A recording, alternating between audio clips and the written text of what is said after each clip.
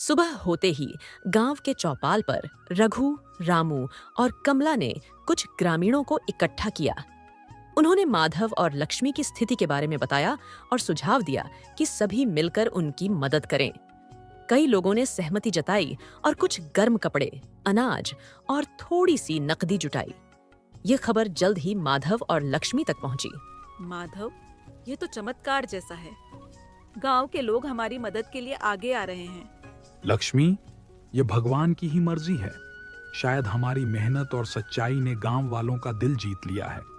अब मैं और भी मेहनत करूंगा ताकि हम किसी पर बोझ न बने।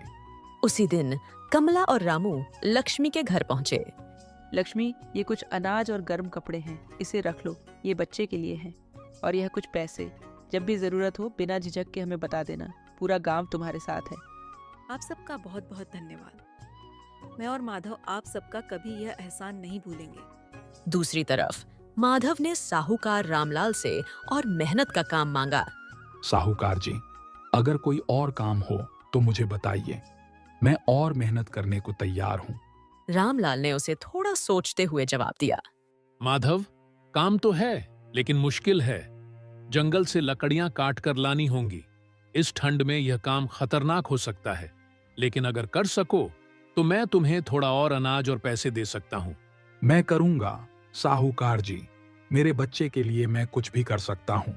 सर्दी अपने चरम पर थी। ठंडी हवाओं ने पूरे गांव को ठिठुरा दिया था। माधव ने साहूकार रामलाल का काम स्वीकार कर लिया और जंगल से लकड़ियां काटने निकल पड़ा। उधर लक्ष्मी अपने बेटे को सर्दी से बचाने के लिए उसे अपनी पुरानी चादर में लपेटे हुए घर में बैठी थी। माधव की माँ शारदा ठंड से कांप रही थी, लेकिन अपनी जिद के कारण उसने कुछ कहने से इनकार कर दिया। रात को शारदा की तबीयत बिगड़ने लगी। ठंड के कारण उसकी सांसें तेज चलने लगीं और शरीर बुखार से तपने लगा। लक्ष्मी घबरा गई और उसने जल्दी से माधव को बुलाने की कोशिश की, लेकिन वह तो जंगल में था। माँ जी, आप ठीक हैं? ये क्या हो रहा है? मैं माधव को बुलाऊं? नहीं, मुझे कुछ नहीं होगा। तुम मेरी चिंता मत करो, अपनी और बच्चे की देखभाल करो। लक्ष्मी ने शारदा को गर्म रखने की कोशिश की। उसने घर में जो भी बची खुची लकड़ियां थीं, उन्हें जलाकर अलाव बनाया, लेकिन वह काफी नहीं था। माधव रात को लकड़ियों का गट्ठर लेकर लौटा। घर के दरवाजे पर पहुंचते ही उसने देखा कि शारदा बुखार में तप रही थी और उसकी सांसें भारी हो रही थीं। माधव का दिल बैठ गया। माँ, ये क्या हो गया? क्यों नहीं बताया? मैं आपको डॉक्टर के पास ले जाता हूँ। माधव, मैं ठीक हूँ, लेकिन तुम अपनी जान क्यों खपा रहे हो? तुम्हें और लक्ष्मी को इस हालत में देखकर मुझे दुख होता है। शायद मैं सही कहती थी, ये बच्चा भी हमारे हालात के कारण परेशान होगा। माधव की आंखों में आंसू आ गए। उसने शारदा का हाथ पकड़कर कहा, माँ, ऐसा मत कहो। ये बच्चा हमारे जीवन की रोशनी है। हम सब ठीक होंगे। मैं आपको डॉक्टर के पास ले जाऊंगा। माधव ने गांव वालों से मदद मांगी। रामू और कमला तुरंत आए और बोले, माधव, हम गांव के बड़े वैद्य जी को बुला लाते हैं। तुम चिंता मत करो, माँ जी को कुछ नहीं होगा। कमला ने शारदा को संभाला और लक्ष्मी को सांत्वना दी। फिर वैद्य जी ने आकर शारदा का इलाज किया और कहा, इनकी हालत ठंड और कमजोरी के कारण खराब हुई है। इन्हें गर्म कपड़ों और पौष्टिक खाने की जरूरत है। ज्यादा चिंता मत करो, ये ठीक हो जाएंगी। रातें ठंडी और लंबी होती जा रही थीं। वैद्य जी के इलाज के बावजूद शारदा की तबीयत में सुधार नहीं हो रहा था। घर में खाने पीने की कमी और कड़ाके की ठंड ने सभी को कमजोर बना दिया था।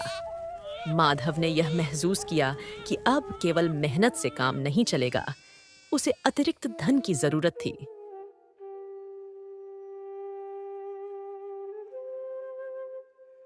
सुबह होते ही माधव साहूकार रामलाल के दरवाजे पर पहुंचा। दरवाजा खटखटाने पर रामलाल ने अंदर से कड़क आवाज में पूछा, कौन है? साहूकार जी, मैं माधव आपसे मदद मांगने आया हूँ। रामलाल ने दरवाजा खोला और माथे पर शिकन डालते हुए बोला, अरे, तुम फिर आ गए। अब क्या चाहिए? जो काम दिया था वो तो पूरा किया नहीं और अब सीधे कर्ज मांगने आ गए हो। साहूकार जी, मेरी माँ बीमार है। डॉक्टर ने कहा है कि उन्हें पौष्टिक खाना और गर्म कपड़े चाहिए। मैं पूरी मेहनत करूंगा और आपका पैसा चुका दूंगा, लेकिन अभी के लिए मुझे थोड़े पैसे उधार दे दीजिए। हाँ हाँ हाँ, माधव, तुम्हारी हालत देखकर तो लगता है कि तुम खुद किसी के सहारे हो। मैं तुम्हें पैसे दूं, वो भी उधार? क्या गारंटी है कि तुम लौट आओगे? साहूकार जी, मैं अपनी झोपड़ी गिरवी रख देता हूं। आप जो कहें मैं करूंगा, बस मेरी मां की जान बचा लीजिए। तुम्हारी झोपड़ी? वो 2 बांस और खपरेल की छत? उसका क्या करूंगा मैं? और वैसे भी मैं कोई दान पुण्य का धंधा नहीं करता। पैसे चाहिए तो कुछ ठोस गिरवी रखो, वरना मेरे दरवाजे से दूर हो जाओ। साहूकार जी, मेरी मां की हालत खराब है। मेरा बच्चा ठंड में कांप रहा है। अगर आप पैसे नहीं देंगे तो मैं क्या करूं? मेरी मदद कर दीजिए। देख माधव, रोने गिड़गिड़ाने से कुछ नहीं मिलेगा। मेरी भी मजबूरी है। अगर तुझसे उधार चुकता नहीं हुआ तो मेरा धंधा डूब जाएगा, और अगर मेरी बात समझ में नहीं आ रही तो निकल यहां से। रामलाल की कठोर बातें सुनकर माधव की आंखों में आंसू आ गए। उसने आखिरी बार विनती की। साहूकार जी, भगवान के लिए थोड़ा रहम दिखाइए। गरीबों के लिए भी तो इंसानियत होती है। इंसानियत? मेरे पास वक्त नहीं है तुम्हारी बकवास सुनने का। जाओ, अपनी किस्मत को रो, और अगर फिर से यहां दिखे तो मेरा दरवाजा बंद मिलेगा, समझे? माधव ने निराशा में सिर झुका लिया और चुपचाप वहां से लौट गया। रास्ते में उसकी आंखों से आंसू बह रहे थे। उसके कदम लड़खड़ा रहे थे, लेकिन उसके दिल में एक नई ज्वाला जल रही थी। रास्ते में चलते चलते वह एक पेड़ के पास बैठ गया और कहने लगा, हे ऊपर वाले, कितना अभागा हूं मैं।